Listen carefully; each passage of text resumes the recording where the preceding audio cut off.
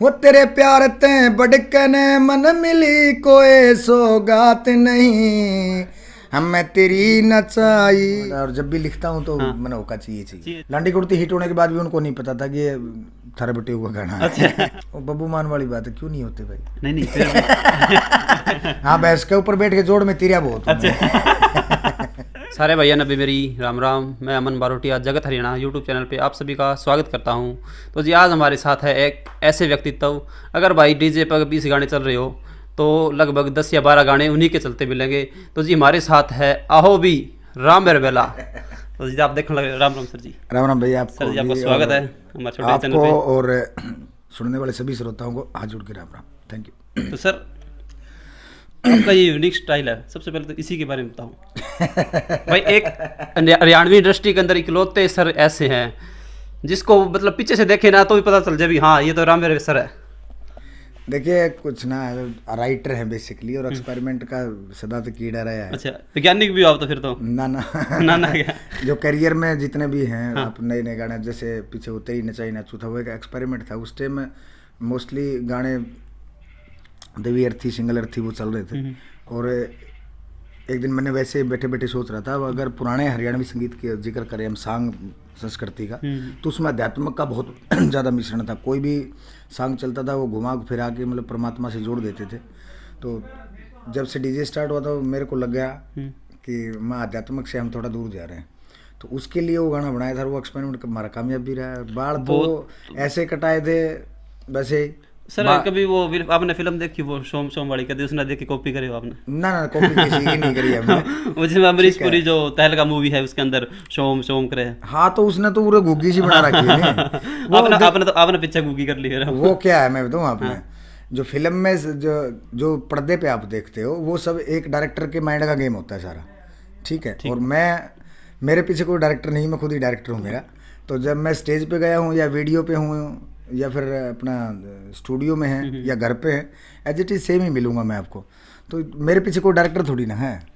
बस वो बैठे बैठे एक दिन मैं सोचा था, मैं मेरे ऑफिस के नीचे ही अपना चॉइस एड्रेस रही सार में, उसने फ़ोन कर दिया, बाबा आ जाओ, कब रखा हो कब पीते हैं। तो मैंने कह दिया, मैं यार गुद्दी में आपको लाड़ी छाप दो। तो इसके पीछे राज क्या सर? राज कुछ नहीं, बस मेरे को लगा छपाने को आप कोई दाती वगैरह छुपा लेते कुछ और छुपा लेते नहीं। वो एक बात बता, दाती छुपा लेता तो फिर आप पूछते कि आपने कुआड़ी क्यों नहीं छुपाई? हाँ तो वही तो बस यही मैं, उसने भी यही पूछा था सुभाष ने कि भाई कहाँ देखा? मैं कहा कहीं नहीं देखा। मेरे को लग गया कि अगर अच्छी लगेगी तो रख लेंगे, वरना बाढ़ागी तो छोड़नी है, काट देंगे, कौन सा टैटू खराब हो गया है।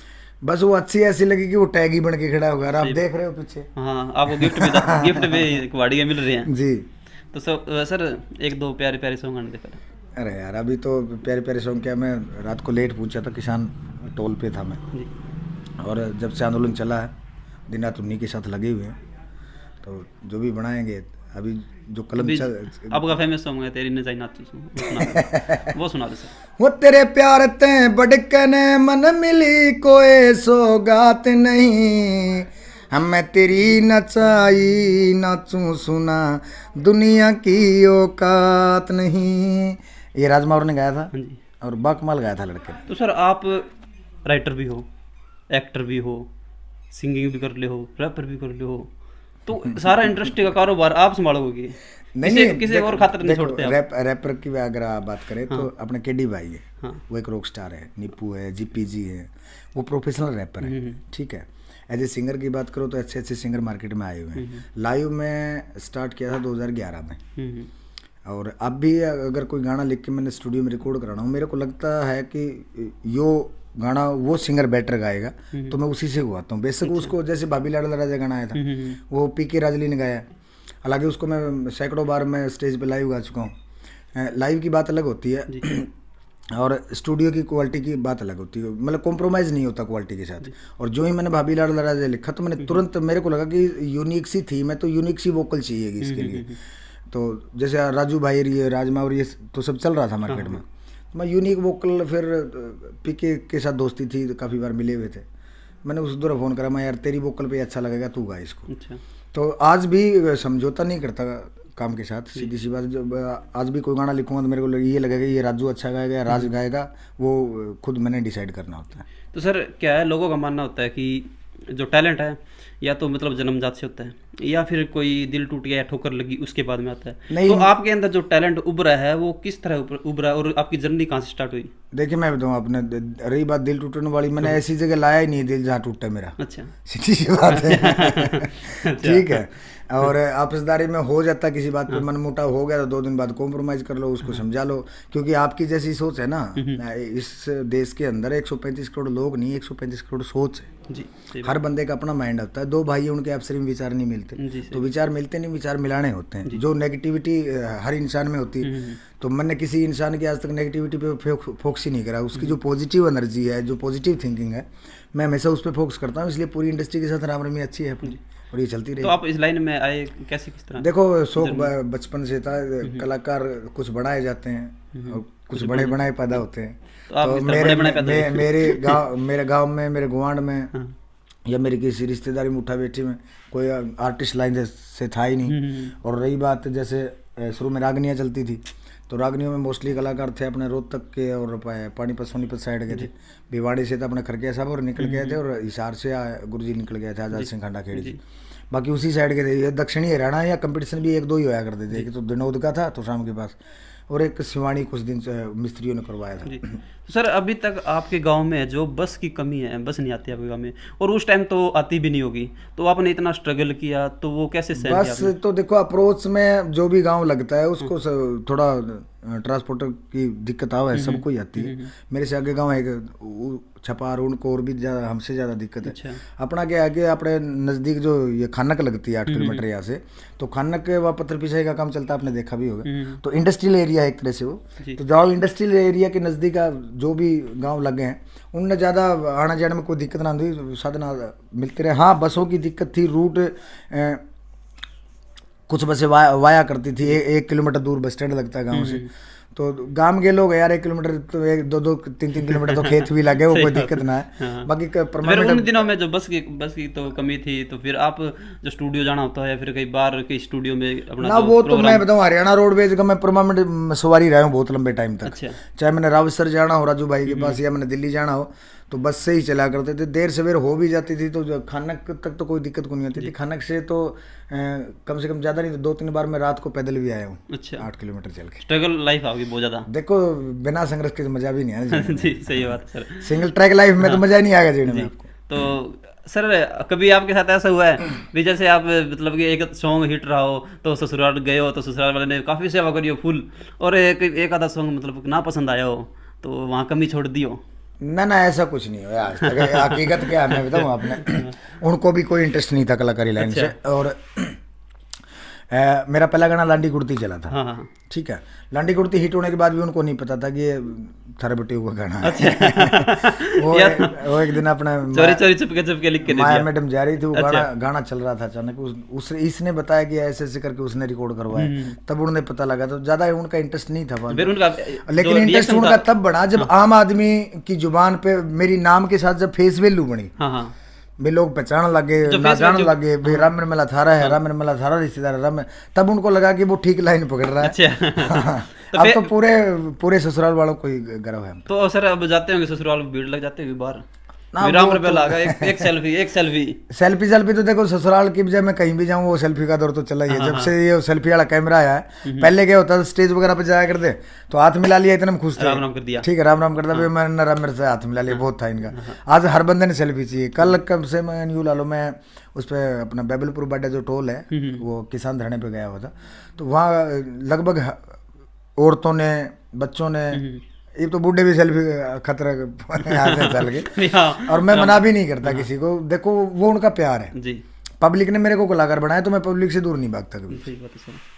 तो सर अभी जो किसान आंदोलन चल रहा है, तो उसके ऊपर 2 चंद लाइनें क्या कहना चाहोगे? देखिए, किसान के लिए ये कानून बनाए हैं सरकार ने, और किसान उसको लेना नहीं चाहता तो जबरदस्ती थोपने का कोई मतलब नहीं बनता। सही बात है सर। तो मैं पहले दिन से एक बात कहता हूँ कि जब मैं भी खुद किसान रहा हूँ, मेरे पापा फौजी थे, तो जवान और किसान, मैं वैसे फौजी फैमिली, मेरे चाचा भी फौजी थे, 2 चचेरे भाई फौज से रिटायर है, तो फौज का और जवान का और किसान का तो सदा से मिल रहा है। मोस्टली आपने देखा होगा कि बॉर्डर से जितने शहीद होते हैं वो किसी मजदूर के या किसान के बेटे मिलेंगे आपको, किसी व्यापारी के या राजनेता के बेटे शहीद नहीं होते वहाँ पे।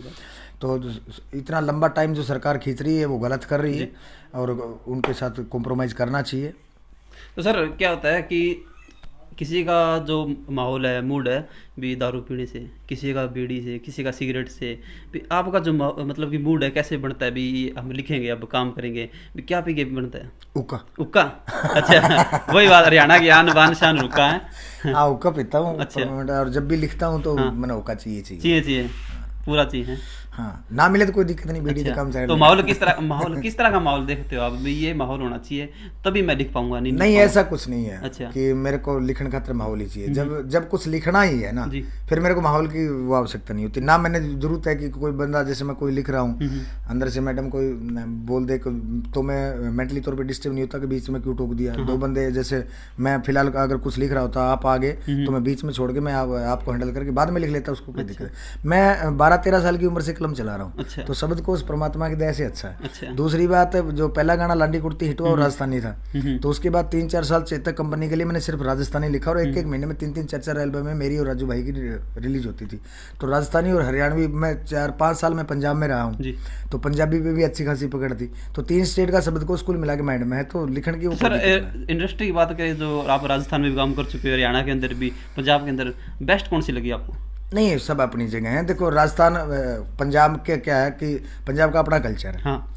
हरियाणा का अपना है। हम उस देश में रहते हैं जहाँ हर स्टेट में बोली के साथ कल्चर बदलता है। अब राजस्थान में अगर धमाल बजते ही पता लग जाए राजस्थान का संगीत है, गीता बजते ही पता लग जाएगा पंजाब का, ये पंजाब का। अपना ढोलकों में लटके बजते पता लग जाएगा हरियाणा का। अभी सर आपके जो सॉन्ग लिखे हैं, सदाबहार सॉन्ग लिखे सर आपने, अभी फिलहाल भी जो शादी हो उसके अंदर खूब बजा, खूब। देखो जिस टाइम हम आए ना, हमसे पहले एक गाना चला था, मैं काफी बार जिक्र कर चुका हूँ उसका, अपना जब हरियाणा में डीजे स्टार्ट हुआ। हाँ। तो हरियाणा के पास ऐसा मैटर नहीं था कि वो डीजे पे बजा सके। तो देखो रागनी अच्छी थी, अपनी जगह थी, लेकिन वो ब्याह शादी में बजा के उसके ऊपर डांस वगैरह करना, खुशी का इजहार करना, ऐसा ज्यादा लंबा चौड़ा मैटर नहीं था। एक आधे गाने का बाजा कर दो, मेरे पद से पद सावण का, राजेंद्र जी की रागनी बजती थी, वो पानी वाली पानी पिया दे, ठीक है। मटके बंजू पे आप अपने हिसाब का डांस नहीं कर सकते। वो तो अपने हिसाब से होगा।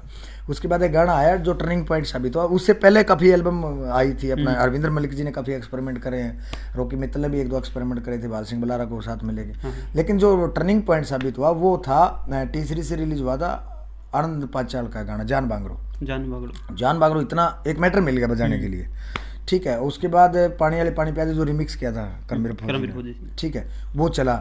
उसके बाद अपना गाना आया लांडी कुर्ती, उसके बाद आया हट जाता हूँ पाछे में, उसके बाद मैडम बैठ बोलेरो, उसके बाद हाँ आया अपना दे दे पार्टी, और उसके बाद कंटिन्यू डाटा इकट्ठा हो गया। और शुरुआत जब स्टार्ट हुई इस इंडस्ट्री की, जो टर्निंग पॉइंट से, जान बांगरो से मानता हूँ मैं उसको, तो उसके बाद जो बेसिकली राइटर थे हम चुनिंदा ही थे। तो किसी की टीम विखंडित होगी, किसी को अच्छा प्रोड्यूसर नहीं मिला, किसी को अच्छा स्टूडियो नहीं मिला, और मेरे को अच्छा माहौल बनता रहा, तो इसलिए अपनी कलम चलती रही। जी सही बात है। हाँ। तो सर एक राइटर, सिंगर, एक्टर, मॉडल, तो इनके पास क्या होना चाहिए, मतलब ये सक्सेसफुल रहे? सहन शक्ति और सोचन शक्ति। इंसान 2 ही पावर लेके पैदा होता है, एक तो सहन शक्ति, एक सोचन शक्ति। जितनी सहन शक्ति कम होगी आपकी, उतनी सोचन शक्ति भी आपकी डाउन हो जाएगी। अब एक बच्चा औसतन जितने बच्चे पैदा होते हैं सेम वजन में पैदा होते हैं, थोड़ा बहुत फर्क होता है। एक उसी में से एक बच्चा आगे चल के पहलवान बन जाता है, एक कलाकार बन जाता है, एक राजनेता बन जाता है, एक जवान बन जाता है, एक किसान बन जाता है, एक मजदूर बन जाता है। वो सिर्फ सोचन शक्ति पे आधारित है। कहते हैं ना कि यहाँ लिखा है, यहाँ लिखा नहीं है। यहाँ से जो सोचेंगे ना, आज जो सोच के सोएंगे, कल का दिन हमारा उसी से स्टार्ट होगा। जैसे किसान खेती बाड़ी के बारे में सोच के सोएगा, ठीक है, मैं कलाकारी के बारे में सोच के सोऊंगा, आप इंटरव्यू के बारे में सोच के सोओगे, तो कल का दिन आपका इंटरव्यू से स्टार्ट होगा। तो जो हम सोच के सोते, कल का दिन उसी से स्टार्ट होता है।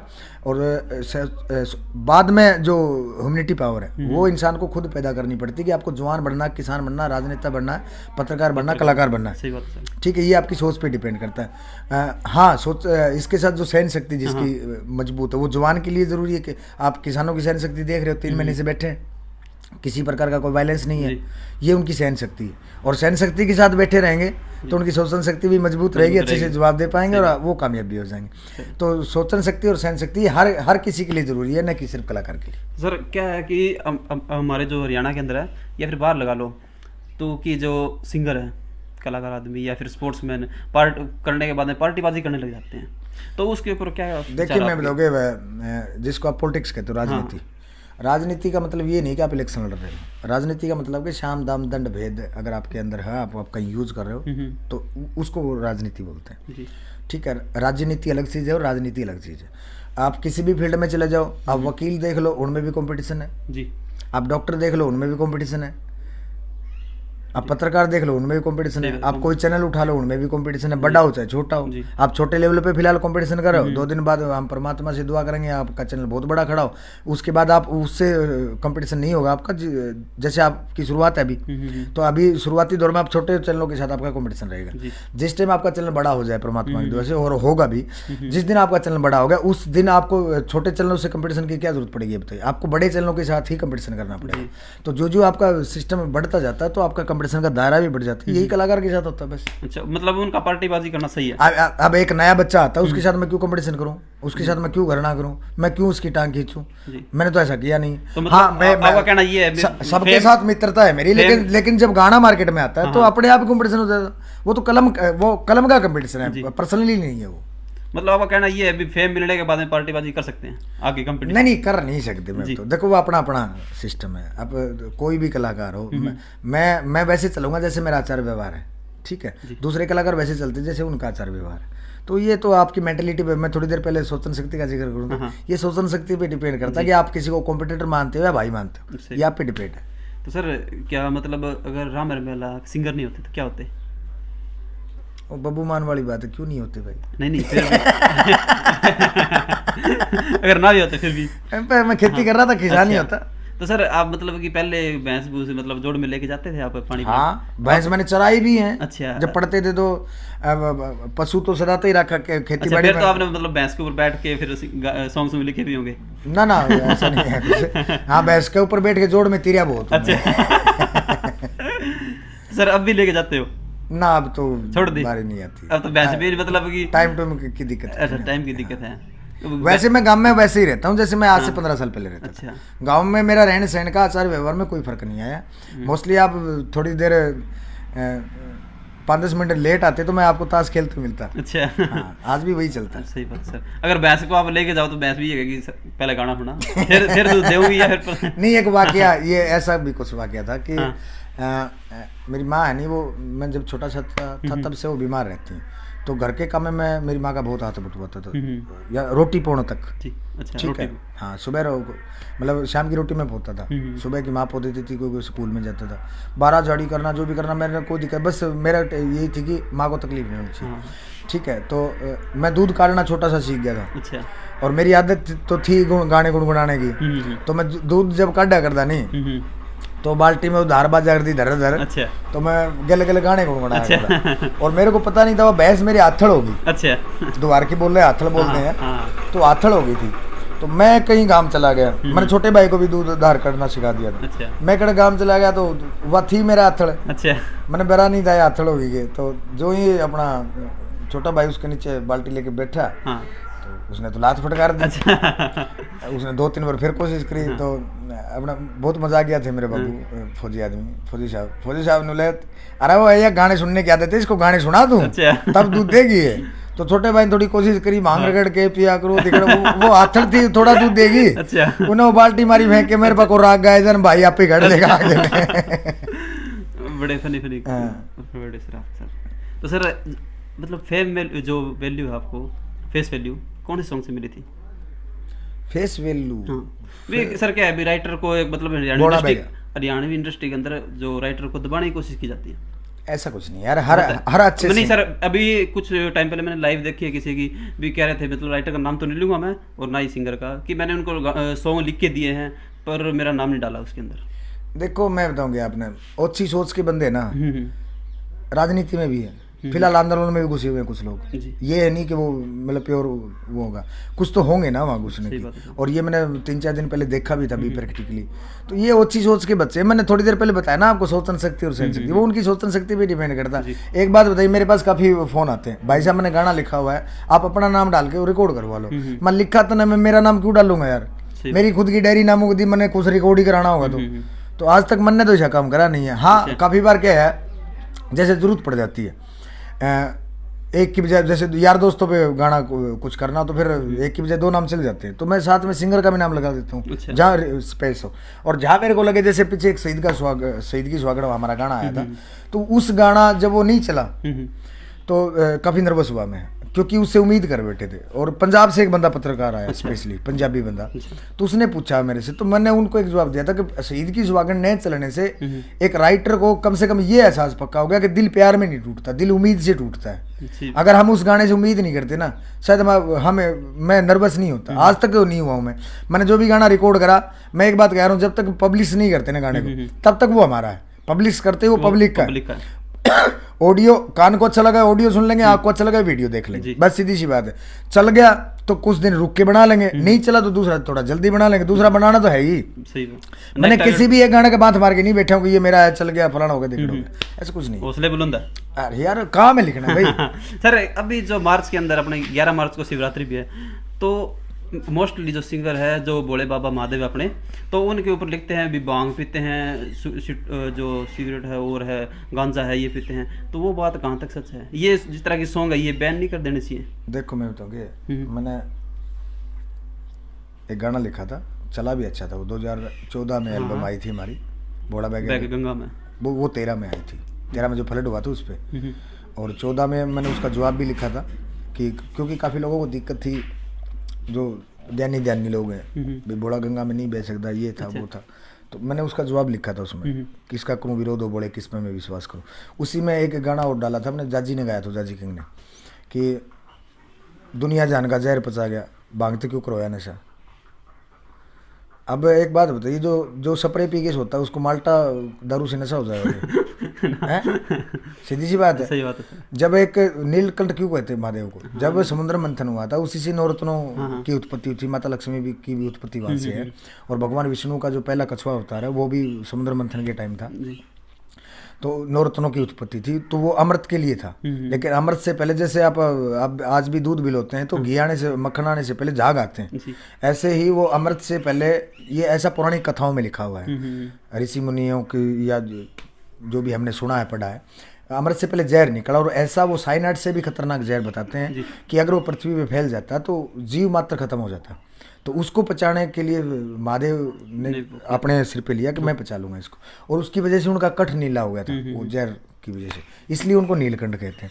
अब जो पूरी सृष्टि पे जीव मात्र खत्म कर सकता था, इतना खतरनाक जिसने जहर पचा लिया हो, उसको भांग जैसे हल्के फुल्के नशे से थोड़ा नशा हो जाएगा यार, ठीक है, भ्रांतियां हैं। हाँ। भ्रांतियां हैं। जो हमारे चैनल के माध्यम से जो हमारे जो कलाकार भाई है, तो इस तरह के सॉन्ग निकालते हैं, उनको क्या संदेश देना चाहोगे आप? नहीं देखो, मैं तो आपने आप भगवान, मैं पिछले दिन में गाना था मेरा, ये छापे छुपे लगे उससे पहले, कि जो धर्म के नाम से धंधा करा वो सबसे बड़ा शैतान है। धर्म के नाम से लोगों को बहकाना, धर्म के नाम से अपने आप को स्टैंड करना, अगर आप धर्म की जहाँ जिक्र आता है वहाँ भी पॉजिटिव आप लोगों के सामने पेश करोगे तो उसका असर लंबे असर तक रहेगा।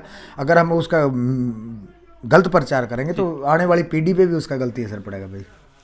ये नहीं कि आप एक गाना करके आप तो हिट हो जाओगे आज, लेकिन उसके ऊपर पूरी की पूरी जो पूरी कम्युनिटी जो है ना, जो हिंदू कम्युनिटी है, उसका नेगेटिव असर जाता है उसका, टोटली कम्युनिटी समाज के ऊपर। आप जो सिंगर तो पूरी कम्युनिटी को आप दाव पे लगा के अपने आप को नहीं चला सकते, ये आपका कर्तव्य नहीं बनता। तो सर आपने इंडस्ट्री में काफी काम किया, नाम भी काफी कमाया आपने, तो पहले में और अब में क्या डिफरेंस देखा आपने?